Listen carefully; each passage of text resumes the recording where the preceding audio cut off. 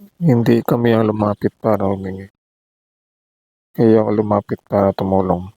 Kung pahayag ni Nanay Ansel sa live ni Beyonce, saan real talk niya, di ba no? Kung kalingap na sila daw ay hindi humingi ng tulong, kundi kusa silang nilapitan para tulungan.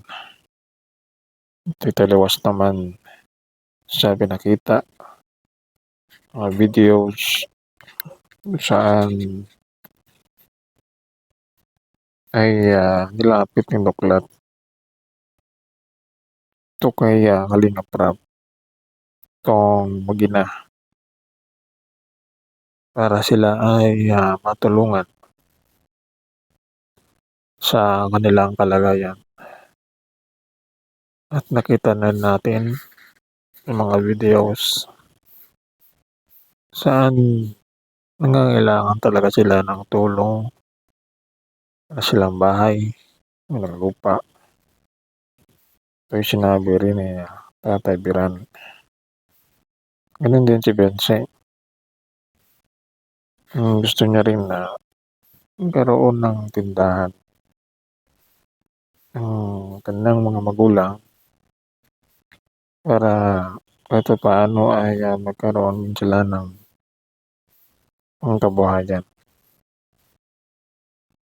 Na ito ay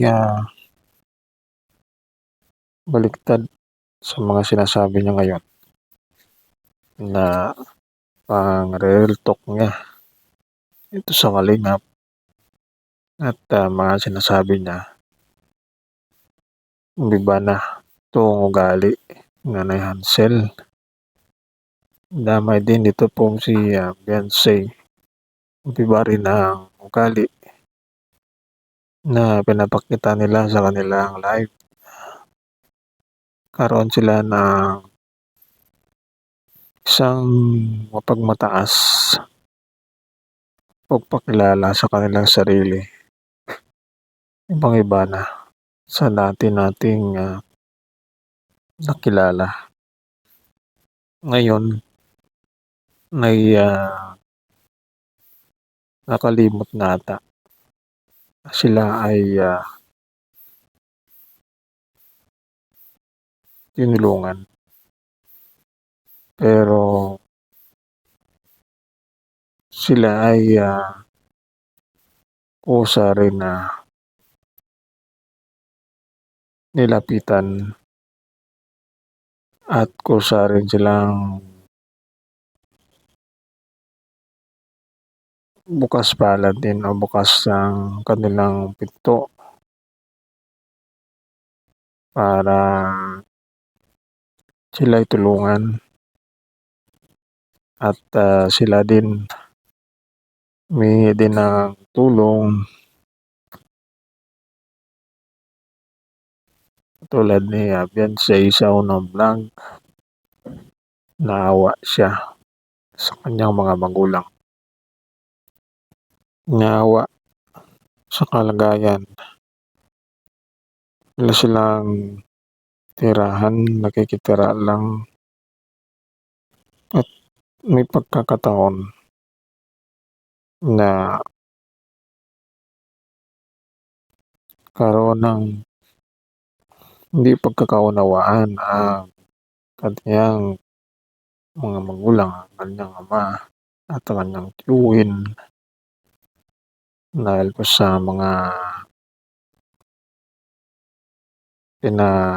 bahay na kanilang tinutuluyan. Kaya ito, kita ng mga netizen, halong umiba na talaga ang ugali nila tulad dati.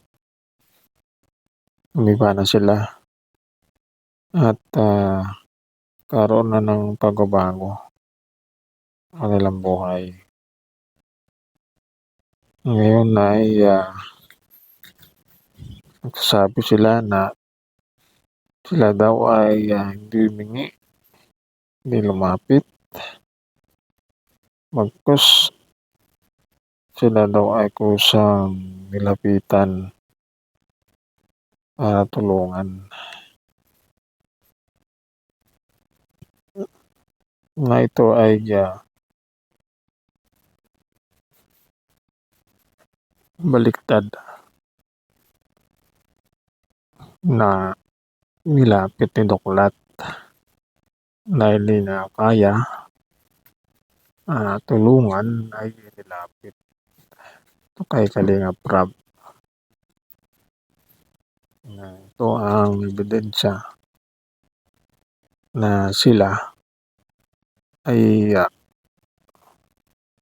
nangangailangan ng tulong. Kaya sila pumayag din. Sila rin ay tulungan. Kaya hindi rin masabi na yung sinasabi nila na sila ay hindi lumapit para humingi ng tulong. Na ito ang kabaliktaran sa totoong sitwasyon ng tunay na nangyari sa kanila.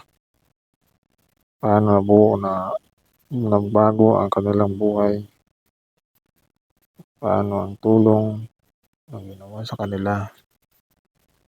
Ngayon nalimutan na, tumiba na ang kanilang pananaw sa ngayon. Kaya ito, hindi masisisi, sila ay balikan na lang pinagsasabi. Pang sila naman ay karoon ng pagbabago sa kanilang buhay.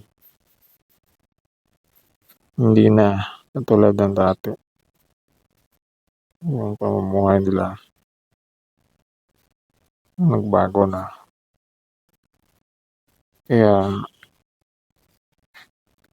baliktad na ngayon ang kanilang sinasabi na sila ay hindi nangangailangan ng tulong.